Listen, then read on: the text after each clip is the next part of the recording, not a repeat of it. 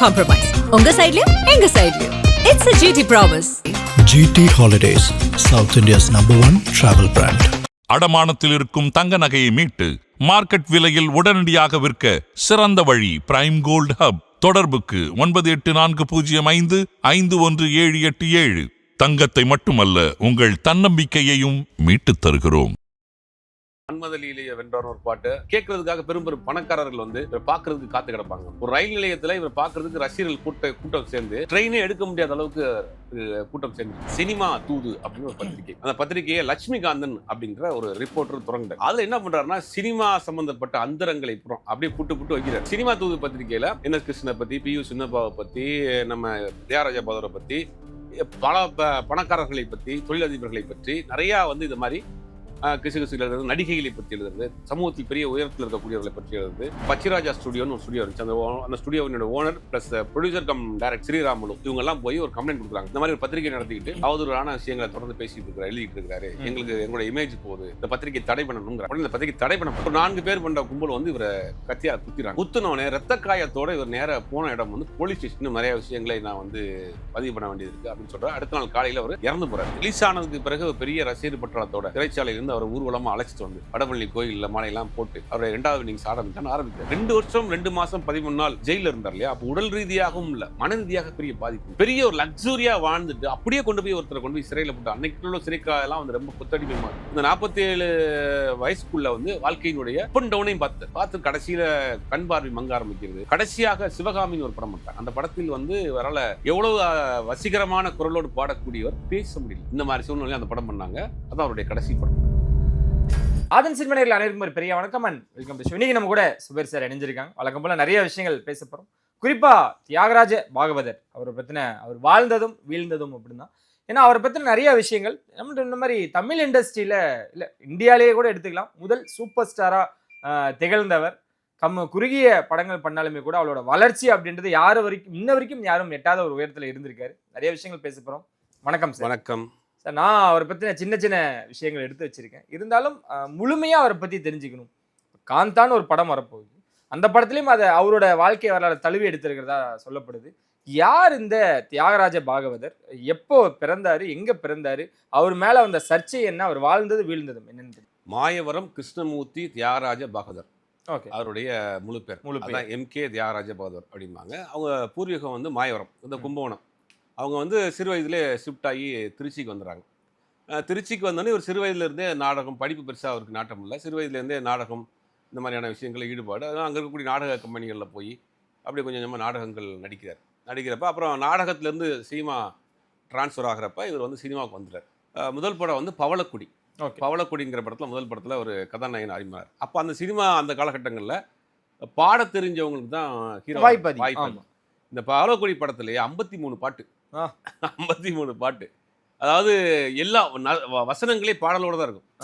இப்போ ஒரு கதாநாயகி பேசுகிறேன்னு வச்சுக்கோங்க, அது ஒரு பாடலாக இருக்கும். வசனம் ஒரு பாடலாக இருக்கும். அந்த மாதிரி 53 பாட்டு, 30 பாட்டுக்கு மேலே இவர் பாடியிருக்காரு அந்த படத்தில். அப்புறம் அந்த படம் வந்து பெரிய ஹிட் ஆனவுடனே அப்படியே ஒரு 1934லேருந்து 44 இதுதான் வந்து அவருடைய சினிமா காலம், ஒரு ஆளுமை அப்படின்னு. 14 படம் தான் மொத்தம் பண்ணியிருக்கிறாரு. இந்த 10 வருடத்தில் ஒரு ஒரு நாட்டினுடைய மன்னர் ராஜா இருக்கார் இல்லையா, அந்த ராஜாவை போல வாழ்ந்தவர் தான் MK தியாகராஜ. தமிழ் சினிமாவின் முதல் சூப்பர் ஸ்டாரு. இவர் பார்த்தீங்கன்னா படம் ரிலீஸ் ஆகுது, இவருடைய அந்த பகவதர் ஹேர் கட்டுன்னு இது மாதிரி ஃபுல்லாக இது வரைக்கும் வச்சிருப்பாரு. எப்பயுமே நிறைய ஊர் பக்கம் பாகவதர் மாதிரி பாகவதர் ஹேர் கட்டிங்கு, காதலில் கடுக்கன், அங்கவஸ்திரம். அவர் வந்துட்டு போனார்னா அந்த இடத்துல வந்து அவ்வளோ இது இருக்குமா, அந்த ஸ்மெல், அதாவது சென்ட் பெர்ஃப்யூமு. அவர் அப்படின்னு சொல்ல ஒரு ராஜா மாதிரி வாழ்ந்துருக்காரு. அவர் அந்த மாதிரி ஜவ்வாது சந்தனங்கள்லாம் உடம்புல பூசி, அவர் சந்தன பொட்டு வச்சு, ஒரு சில்க் ஜிப்பா போட்டு, அங்கவஸ்திரம் போட்டு, காதில் கடுக்கான் போட்டு, விலையுயர்ந்த வெள்ளக்காரன் வச்சிருந்த விலையுயர்ந்த கார், பிளைமவுத் கார் மாதிரியான காரில் வந்து இறங்க வரான். அவரை பார்ப்பதற்கு ஆணும் பெண்ணும் வந்து அப்படியே அலை மோதி மக்கள் கூடுவாங்க. அவருடைய பாட்டு மன்மதலீலையை வென்றவன் ஒரு பாட்டு, நிறைய பாடல் சொல்லலாம். அந்த பாடல்லாம் அந்த கேட்கறதுக்காக பெரும் பெரும் பணக்காரர்கள் வந்து இவர் பார்க்கறதுக்கு காத்து கிடப்பாங்க. ஒரு ரயில் நிலையத்தில் இவர் பார்க்கறதுக்கு ரசிகர்கள் கூட்டம் சேர்ந்து ட்ரெயினே எடுக்க முடியாத அளவுக்கு கூட்டம் சேர்ந்துருக்கு. அந்த மாதிரி புகழின் உச்சியில் இருந்தவர் தான் MK தியாகராஜ பாகவதர்.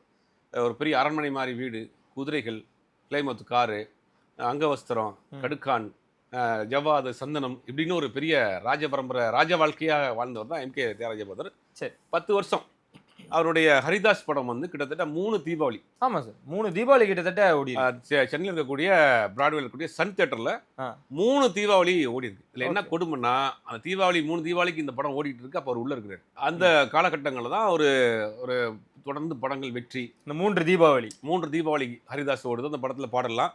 அப்புறம் ஒரு சிந்தாமணின்னு ஒரு படம் இருக்கு. அந்த சிந்தாமணின்னு ஒரு படத்தை எடுத்த ஒரு தயாரிப்பாளர் அந்த படத்தில் முதல்ல பகவதர் வந்து டபுள் ஆக்ட் நடிச்ச படம் சிந்தாமணி. சிந்தாமணி டபுள் ஆக்ட் பண்றாரு. அந்த படம் சூப்பர் டூப்பர் ஹிட். அந்த படத்தில் வந்த வனத்தை வச்சு தான் சிந்தாமணி டாக்கீஸ் மதுரையில் ஒரு பெரிய தேட்டரை கட்டினார். ஓகே. இப்போ வரைக்கும் அந்த தேட்டர் இருந்துச்சு. கொஞ்ச நாளைக்கு மேலே தான் இடிச்சுட்டு அது ஒரு துணி கடையாக மாற்றிட்டாங்க.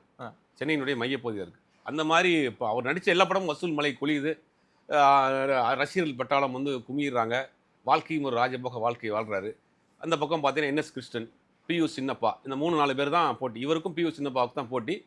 பியூ சின்னப்பாவுக்கும் இவருக்கும் அந்த ரஜினி கமல் எப்போ பாருங்க அந்த காலத்துல இருந்து இன்னைக்கு வரைக்கும் அந்த இரட்டை போட்டிங்கிறது தொடர்ந்து இருந்துகிட்டே இருக்கு. பியூ சின்னப்பா, எம்கே தியாகராஜ பாகவதர், சிவாஜி எம்ஜிஆர், ரஜினி கமல், அஜித் விஜய்னு, சிம்பு தனுஷ், இன்னைக்கு வரைக்கும் அப்படியே வருது. அந்த இரட்டை போட்டிங்கிறது சினிமாவில் அன்னைக்கு இருந்தே இருந்துகிட்டே இருக்கு. அப்போ பியூ சின்னப்பாவுக்கும் இவரும் சம போட்டியாளராக இருக்காங்க. ரசிகர் மத்தியில் அன்னைக்குமே இந்த மாதிரியான சண்டைகள்லாம் வந்திருக்கு. இந்த பக்கம் என்எஸ் கிருஷ்ணன் வந்து காமெடியோட பண்ணக்கூடிய ஒரு நடிகர்.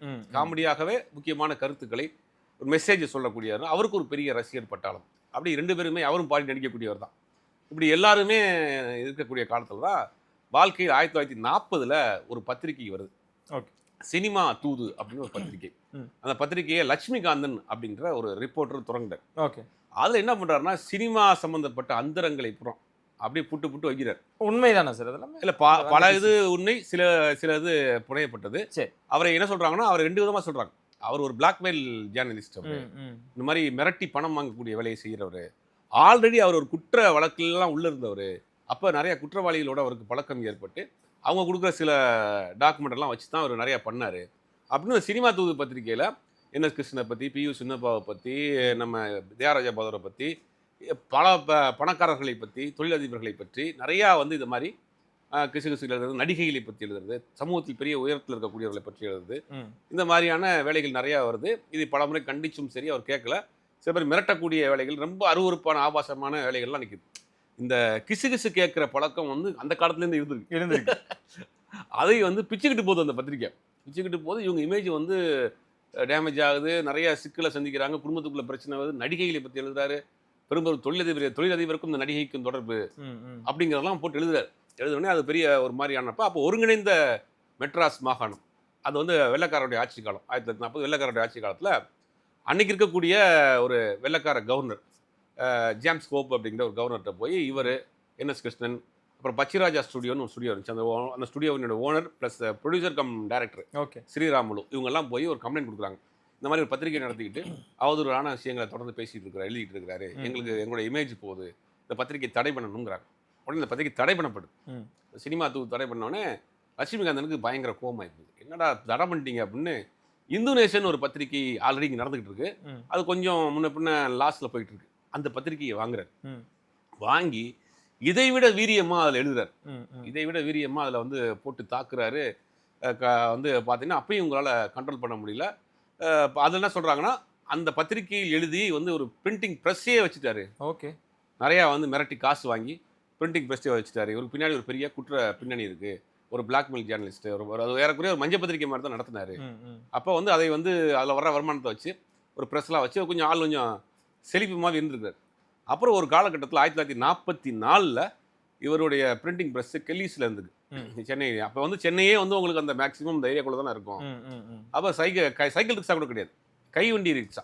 ஒருத்தர் இழுத்துட்டு போவாங்க இல்லையா, அந்த ரிக்ஷாவில் இவர் அவருடைய அட்வொகேட்டை பார்த்துட்டு ஒரு ப்ரெஸ்ஸுக்கு போகிறார். அந்த ரிக்ஷாவில் எழுதிட்டு போகிறப்ப ஒரு 4 பேர் பண்ண கும்பல் வந்து இவரை கத்தியாக குத்திறாங்க. குத்துனோடனே ரத்த காயத்தோடு இவர் நேராக போன இடம் வந்து போலீஸ் ஸ்டேஷன். போலீஸ் ஸ்டேஷனில் ரத்தம் சொட்ட போய் இந்த மாதிரி கம்ப்ளைண்ட் கொடுக்குறாரு.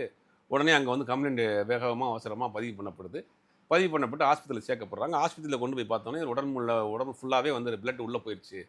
எல்லா ஆர்கன்ஸ்லேயும் பிளட் லீக் ஆக ஆரம்பிச்சிருச்சு. இவர் பிழைக்கிறது கஷ்டம் அப்படின்றாரு. அங்கேயும் சொல்கிறார், எனக்கு இன்னும் சரியாகி வெளியே வருவேன், இன்னும் நிறையா விஷயங்களை நான் வந்து பதிவு பண்ண வேண்டியது இருக்குது அப்படின்னு சொல்கிறார். அடுத்த நாள் காலையில் அவர் இறந்து போகிறார். அது சம்பந்தம் வடிவேலு அப்படிங்கிற ஒருத்தரை கைது பண்ணுறாங்க. கைது பண்ணப்பட்ட பிறகு அவர் கொடுத்த வாக்கு மூலமாக அதனுடைய அடிப்படையில் தியாகராஜ பகதர், NS கிருஷ்ணன், இப்போ ஸ்ரீராமுலு பச்சராஜா ஸ்டுடியோ ஓனர் 3 பேரையும் கைது செய்கிறாங்க. ஓகே. 3 பேரையும், அதாவது புகழின் உச்சியில் இருக்கக்கூடிய தியாகராஜ பகதர், புகழின் உச்சியில் இருக்கக்கூடிய NS கிருஷ்ணன். அவர் படம் 2 வருஷமா ஓடிட்டு இருக்கு. 12 படத்துக்கு புக் பண்ணி வச்சிருக்காங்க தியாகராஜ பகதர். ஒரு படம் 2 படம்ல 12 படத்துக்கு புக் பண்ணி வச்சிருக்காங்க. இவர் ஒரு டஜன் படம் புக் பண்ணி வச்சிருக்காரு. இவர் ஒரு பெரிய கோடீஸ்வரர். எல்லாரும் சேர்ந்து வழக்கில் மாட்டப்பட்டு அவங்கள வந்து கோர்ட்டுக்கு கொண்டு போறாங்க. அப்போ கோர்ட் வந்து மக்கள் கோர்ட்டுன்னு வச்சிருக்காங்க. அதாவது மக்கள் பிரதிநிதி எல்லாம் சேர்ந்து ஒரு கோர்ட், அதாவது கீழமை நீதிமன்றம் மாதிரி.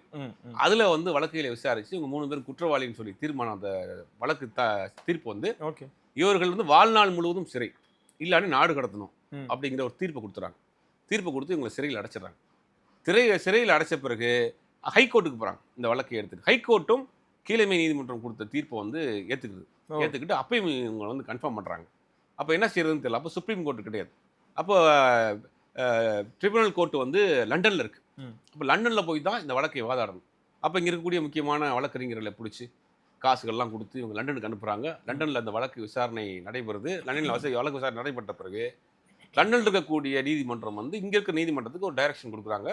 இந்த வழக்கை திருப்பி ரீகன்சிடர் விசாரிங்க, இதில் போதிய ஆதாரம் இல்லை அப்படின்னு விசாரிக்கப்பட்டு இந்த வழக்கு திருப்பி இங்கே சென்னை ஹைகோர்ட்டில் விசாரிக்கப்பட்டு அதற்கு பிறகு இவர் வந்து குற்றமற்றவர்கள் சொல்லி கிட்டத்தட்ட 2 வருஷம் 2 மாதம் 13 நாள் அதுக்கு பிறகு வனவாசத்துக்கு பிறகு அவர் செயலிலேருந்து வெளியே வர்றாங்க.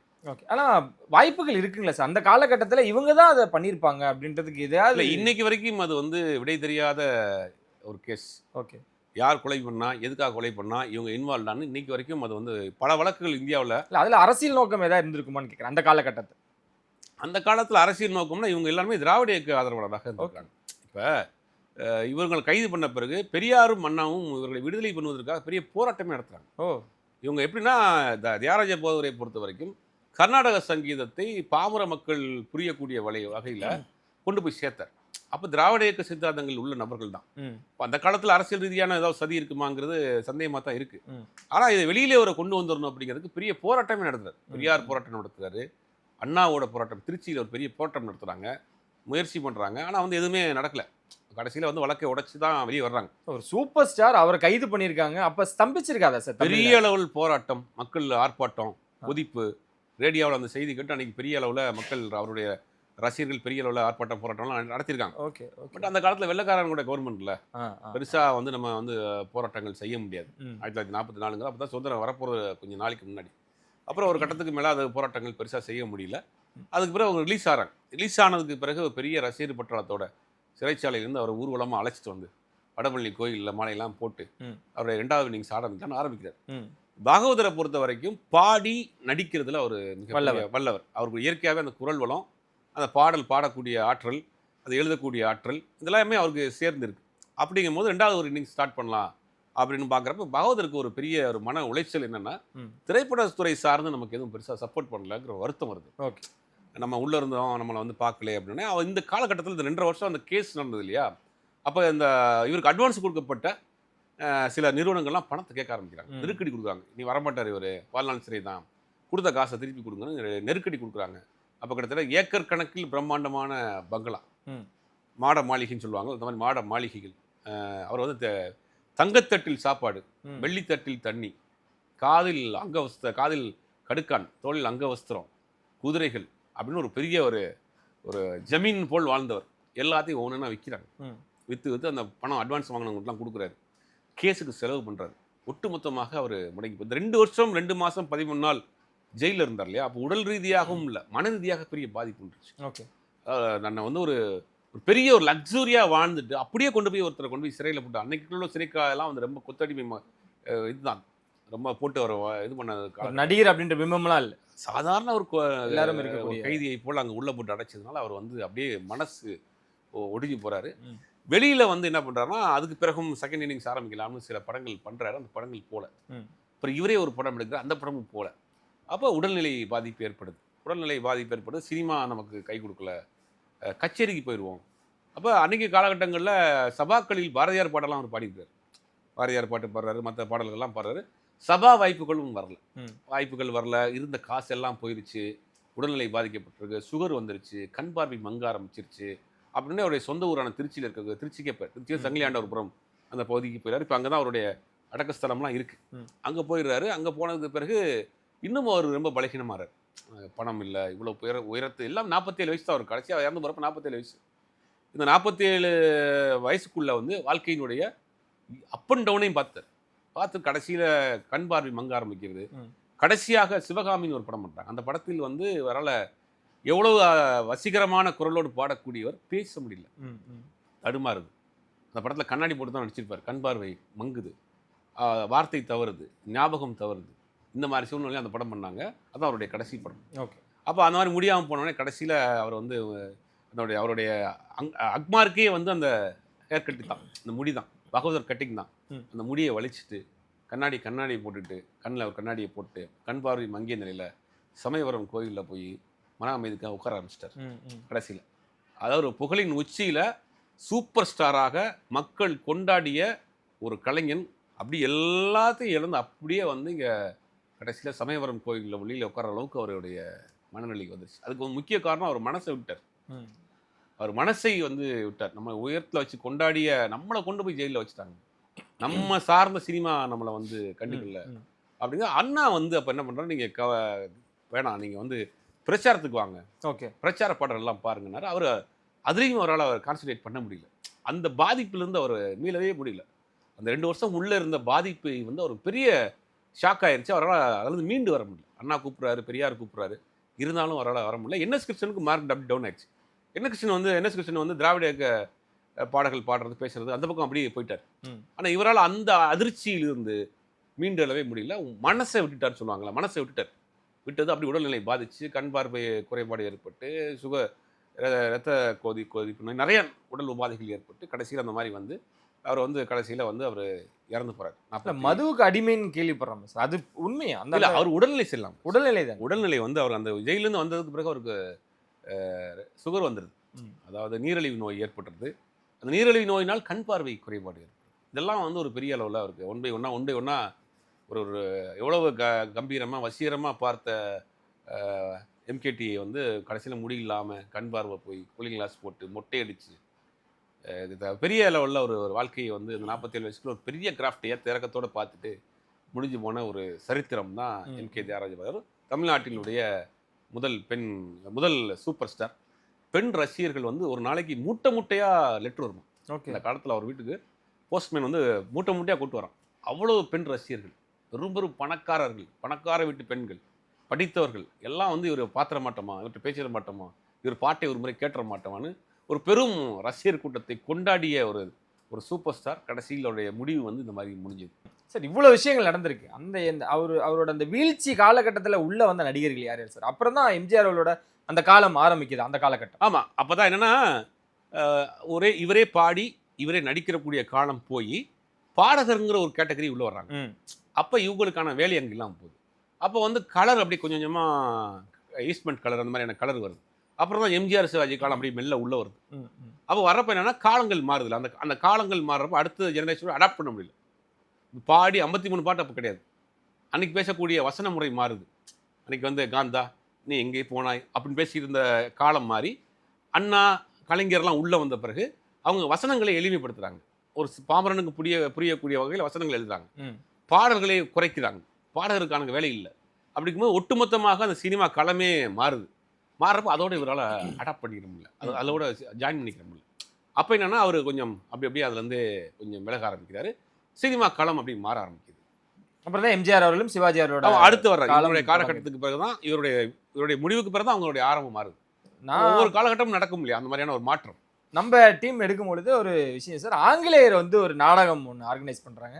அதில் இவருக்குன்னு ஒரு தொகையை ஒன்று எடுத்து அந்த பட்ஜெட்டில் துவங்குறாங்க. ஆனால் வந்த லாபம் அதை விட பல மடங்கு 1 லட்ச ரூபாய் அந்த காலகட்டத்தில் கொடுத்தது மட்டும் இல்லாமல் ஒரு கிராமத்தையே கொடுக்குறோம், ஒரு ஊரே உங்களுக்கு நாங்கள் கொடுக்குறோம், நீங்கள் வச்சுக்கோங்க, அதையும் வேண்டாம் அப்படின்னு சொல்லிட்டு வந்த பணத்தையும் அப்போ இருந்த சுதந்திர போராட்டத்துக்கு கொடுத்துட்டு ஒரு வள்ளலாகவும் வாழ்ந்திருக்கார் போல. நம்ம கண்டிப்பாக, அதாவது என்னென்னா இவருடைய பாடல் வந்து வெளிநாட்டவருக்கும் சேர்ந்து பிடிச்சிருக்கு. ஒரு ஆங்கிலேயருக்கும் இவருடைய சங்கீதம் பிடிச்சிருக்கு. அதுக்கடுத்து தான் அவங்க மெய் மறந்து போய் நிறைய அவருக்கு சலுகைகள்லாம் கூட கொடுத்துருக்காங்க. அது எதையும் வாங்கலை. இவரும் அந்த நாட்டினுடைய சுதந்திரம் வேணுங்கிறத உறுதியாக இருந்தார். திராவிட இயக்க சித்தாந்தத்தில் கொஞ்சம் பற்றுள்ளவராக இருந்தார். அண்ணா மீதும் பெரியார் மீதும் கொஞ்சம் பற்றுள்ளவராக இருந்தார். அதெல்லாம் நிறைய இருக்குது அவருடைய வரலாறு நிறைய. அதை பற்றி பேசணும், நிறைய பேசிட்டே போகலாம்.